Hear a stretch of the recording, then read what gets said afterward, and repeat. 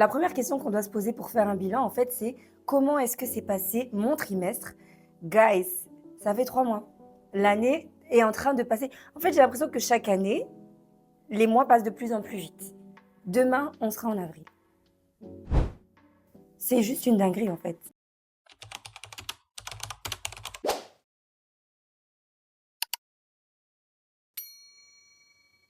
Hi Queens, aujourd'hui on est le 31 mars, so let's go pour faire le bilan du premier trimestre 2025. Bon, comme tu peux entendre, j'ai ma voix qui est hyper cassée, j'ai ma copine qui s'est mariée hier, mais ça va pas m'empêcher de faire mon bilan avec toi parce que j'ai envie que tu réussisses tous tes objectifs et c'est pas cette voix cassée qui m'empêchera d'y arriver. Par contre, m'en veux pas.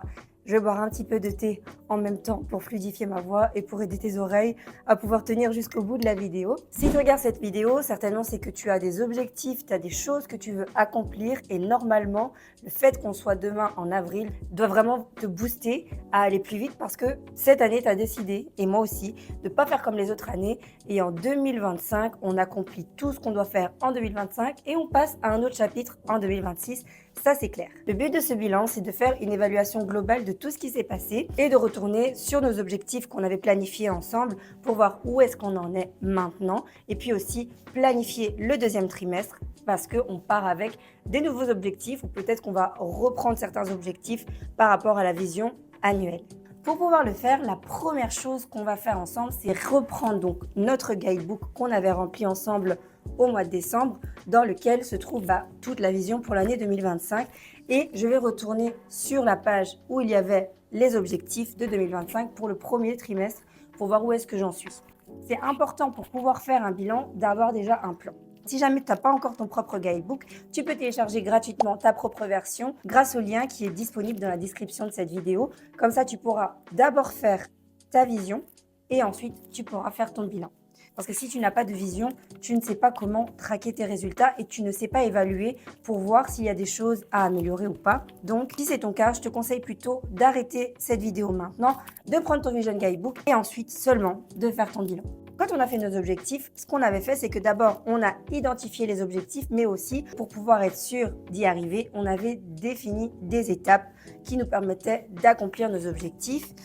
Premièrement, ce que je dois faire pour pouvoir faire mon bilan, c'est me dire qu'est-ce que j'avais prévu de faire. Quels étaient mes objectifs? Évidemment, tu ne vas pas à chaque fois reparcourir tout ton Vision Guidebook, surtout qu'il y a des choses qui sont inscrites à long terme. Pour pouvoir faire ton bilan, la première chose que tu dois faire, c'est simplement reprendre, donc ce sont 2 pages qui se suivent, la vision intentionnelle pour l'année 2025, mais surtout les objectifs. Donc ce qu'on avait fait avec les objectifs de 2025, c'est qu'on avait découpé par trimestre. Et alors ce qu'on va analyser là ensemble maintenant, en fait, c'est les objectifs du premier trimestre. Donc pour moi, j'avais mis perdre 5 kilos. On va voir si j'ai réussi. J'avais aussi choisi de suivre des formations sur 3 thématiques différentes spécifiques, créer du contenu sur YouTube et aussi j'avais comme objectif de créer une deuxième ressource gratuite que je te partagerai à la fin de cette vidéo. Et pour pouvoir faire en fait ces objectifs-là, j'avais décliné en étapes. Ces étapes-là, si tu as aussi rempli ton Vision Guidebook toi-même, évidemment, elles sont différentes en fonction de tes propres objectifs. Tout ça pour dire que pour pouvoir faire ton bilan, tu dois d'abord retourner sur les objectifs que tu avais définis. Et c'est donc ce qu'on va faire. Donc, je vais faire l'exercice, comme d'habitude, pour voir où est-ce que moi j'en suis. On va retourner sur mes propres objectifs, mais l'idée, c'est pas simplement de regarder à ce que j'ai fait, on s'en fout, mais c'est plutôt pour que tu puisses aussi le faire et retourner sur tes propres objectifs. Et ensuite, on pourra planifier le deuxième trimestre pour arriver au bout de 2025 avec tous les objectifs qui sont accomplis. Pour pouvoir t'aider à faire ton bilan, j'ai créé donc cette nouvelle ressource qui est gratuite et qui cette fois-ci ne fait qu'une seule page et qui te permettra de faire un bilan trimestriel par rapport à tes objectifs. Donc, j'ai créé pour toi un nouveau template. La différence entre ce template et le Vision Guidebook, c'est qu'au travers de ce bilan, tu vas pouvoir revenir sur tes objectifs, mais surtout les évaluer. J'ai repris un peu l'idée du Vision Guidebook. Ce qu'on fait, c'est qu'on met un mot ou une phrase pour toute l'année. Mais ici, ce que j'ai eu envie de faire, c'est de mettre un mot qui va décrire le trimestre qui s'est passé. On va ensuite évaluer les objectifs, la façon dont on a progressé, ce qui nous a aidé, ce qui a été un frein, nos plus grandes victoires et aussi ce qu'on a appris. Et finalement, surtout, le plus intéressant, je pense, parce qu'on est tous un peu des compétiteurs. En tout cas, moi, personnellement, je suis hyper compète et j'ai eu envie de mettre une note qu'on attribue à notre trimestre. Et l'idée, en tout cas, c'est qu'à la fin de l'année, on puisse avoir une note qui soit croissante de trimestre en trimestre. So, let's go pour remplir le template. C'est de regarder comment je m'en suis sortie, mais l'idée, c'est surtout que tu puisses le faire toi-même. Ce que je propose, c'est qu'on remplisse le template ensemble. Moi, je l'ai imprimé parce que j'aime bien écrire. Tu peux très bien aussi le remplir dans la version PDF et l'enregistrer sur ton ordinateur. Ça, c'est vraiment comme tu veux. Donc, comme j'ai dit, on commence par mettre un mot sur le trimestre. Et donc, moi, ce que je vais mettre comme mot, c'est le mot dispersé.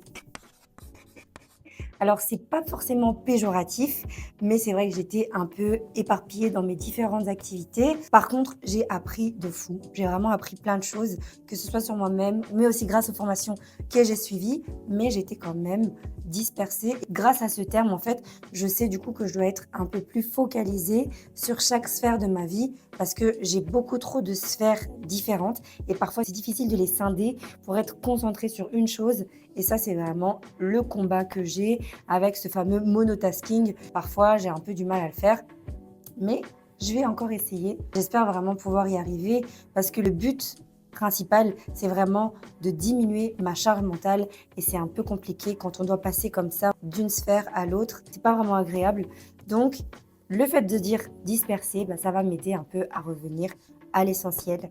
Pour mes objectifs principaux, j'avais 3 objectifs. Donc, j'avais la perte de poids, la formation et la création de contenu et d'une ressource. Si je prends l'exemple du premier objectif initial qui était de perdre 5 kilos, la progression actuelle, c'est que je ne les ai pas tous perdus. Donc, j'ai perdu du poids, mais j'ai pas tout perdu. Qu'est-ce qui m'a freinée? Je pense, personnellement, j'ai encore essayé de consommer des glucides parce que je refusais d'arrêter totalement d'en consommer. Mais je crois que avec mon état de santé et les choses que je connais personnellement, il faut que je m'oblige à arrêter pendant 1 mois totalement de consommer des féculents pour voir si mon corps réagit à ça. Et il y a aussi dans cette même idée, le tracking. Ça, c'est vraiment le truc que je déteste. Et ça va encore être un objectif pour moi au 2e trimestre. J'espère vraiment que je vais y arriver. Traquer mes macros, c'est vraiment chiant. Mais il faut que j'y arrive. Donc ça, c'est bien fait pour moi. Le 2e objectif, c'était les formations. J'ai suivi 2 formations sur 3. Pourquoi?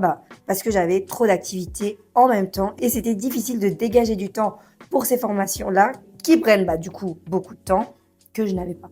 Quand tu fais un bilan, ça peut paraître très négatif, mais en fait, c'est parce qu'on va regarder justement ce qui n'a pas fonctionné, mais on voit aussi ce qui a fonctionné. Pour le 3e objectif, c'était créer du contenu et aussi une ressource. Donc, ce bilan-là, ça, je l'ai fait.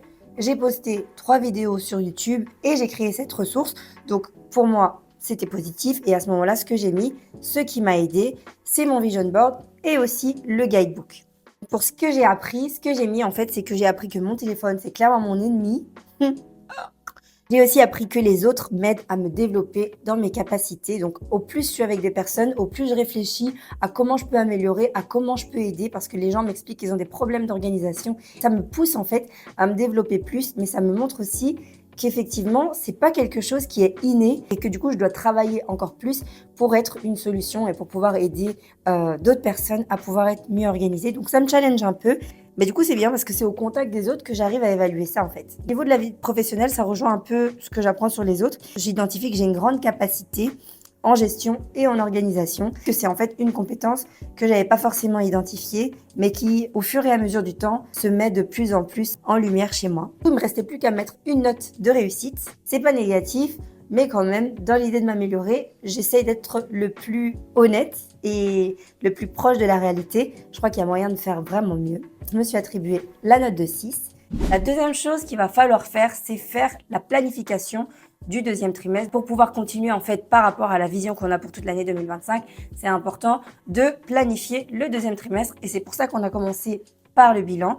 Une fois que tu as fait ton bilan, tu dois simplement reprendre ton Vision Guidebook, retourner d'abord sur la vision intentionnelle de 2025. Donc ça, c'est ton fil rouge qui va t'aider à te rappeler tout ce que tu veux accomplir pour l'année, mais c'est peut-être pas forcément pour le 2e trimestre, mais ça va te permettre un peu de te situer et te rappeler aussi tout ce à quoi tu t'es engagé pour toi-même. Et par rapport à ça, en plus de ton bilan trimestriel, tu vas pouvoir déterminer tes objectifs du deuxième trimestre. J'espère que cette vidéo t'a plu. Alors, elle était vraiment courte. Désolée, mais avec ma voix cassée, c'est un peu difficile pour parler plus. Mais je voulais prendre quand même le temps de t'encourager. C'est important de faire son bilan. Il faut que tu le fasses. On a trop tendance, en fait, à penser que c'est des choses qui servent à rien. Et c'est comme ça qu'on échoue. La plupart du temps, il faut avoir un plan d'action. Mais pour que le plan d'action réussisse, il faut revenir dessus et évaluer nos résultats. Donc, si jamais tu n'as pas encore ton Vision Guidebook, je t'invite à le télécharger dans la description. Et pour toi qui as déjà ton Vision Guidebook, la seule chose que tu dois faire, c'est télécharger le template bilan trimestriel 2025. Tout ce que je te souhaite, c'est de réussir ton année 2025. Je suis hyper reconnaissante parce qu'il y a plusieurs personnes déjà qui sont venues me trouver pour me dire que ça les avait aidés. Et j'espère aussi que pour toi, ce sera le cas, que ça puisse t'aider et que tu puisses réussir grâce à ces ressources que je crée gratuitement pour toi pour que tu puisses accomplir tes objectifs. Je te dis à bientôt avec une voix un peu plus claire. Et aussi du coup avec la planification de mon deuxième trimestre par rapport à la vision intentionnelle et par rapport à mon vision board.